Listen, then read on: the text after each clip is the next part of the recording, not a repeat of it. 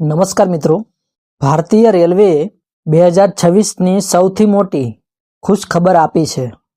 RRB group D level 1 requirement 2026નું official notification જાહેર થઈ ગયું છે. લગભગ 22,000 જગ્યાઓ ઉપર ભરતી આવી છે. આજના આ વિડીયોમાં આપણે વાત કરીશું લાયકાત, ઉંમર મર્યાદા, પગાર અને ફોર્મ કેવી રીતે ભરવું તેની સંપૂર્ણ માહિતી વિશે. તો વિડીયોને છેલ્લે સુધી જરૂર જોજો, કારણ કે ફોર્મ ભરવાના આજથી શરૂ થઈ ગયા છે. સૌથી પહેલાં વાત કરીએ મહત્વની તારીખો વિશે. નોટિફિકેશન નંબર CEN 9/2025 મુજબ ઓનલાઈન અરજી આજથી એટલે કે 31 જાન્યુઆરી 2026થી શરૂ થઈ ગઈ છે. અને ખાસ ધ્યાન રાખજો, અરજી કરવાની છેલ્લી તારીખ 2 માર્ચ 2026 છે. છેલ્લી તારીખની રાહ ન જોતા, કારણ કે પાછળથી સર્વર ડાઉન થઈ શકે છે. જગ્યાઓની વાત કરીએ તો આ બધી લેવલ 1ની પોસ્ટ છે, જેમ કે ટ્રેક મેન્ટેનર, પોઇન્ટ્સમેન અને આસિસ્ટન્ટ. હવે વાત કરીએ સૌથી મહત્વના મુદ્દાની. કોણ એપ્લાય કરી શકે? આ વખતે શિક્ષણ લાયકાતમાં 10મું પાસ અથવા ITI માંગવામાં આવ્યું છે. જો તમે કોઈ પણ માન્ય બોર્ડમાંથી 10મું ધોરણ પાસ કર્યું હોય તો તમે અરજી કરી શકો છો. ઉંમર મર્યાદા ઓછામાં ઓછી 18 વર્ષ અને વધુમાં વધુ 33 વર્ષ.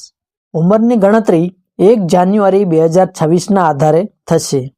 SC/STને 5 વર્ષ અને OBCને 3 વર્ષની છૂટછાટ મળશે. સિલેક્શન પ્રોસેસ કેવી રીતે થશે? તેના 4 સ્ટેપ છે. CBT કોમ્પ્યુટર બેઝ ટેસ્ટ, ત્યારબાદ ફિઝિકલ ટેસ્ટ જેમાં દોડ અને વજન ઉંચકવાનું રહેશે. ડોક્યુમેન્ટ વેરિફિકેશન, ત્યારબાદ મેડિકલ ટેસ્ટ. આમ 4 સ્ટેપમાં સિલેક્શન થશે. પરીક્ષાનું માળખું લગભગ જૂનું જ રહેશે. ગણિત, રિઝનિંગ, જનરલ સાયન્સ અને કરંટ અફેર્સ.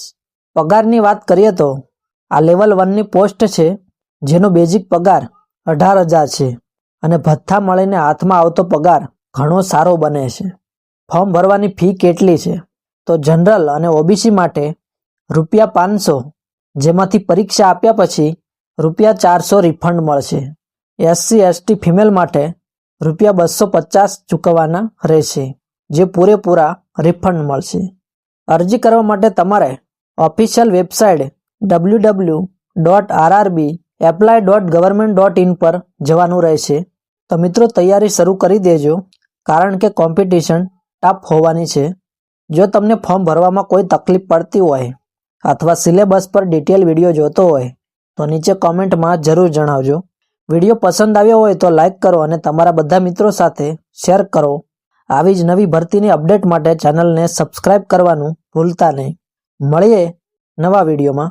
જય હિન્દ.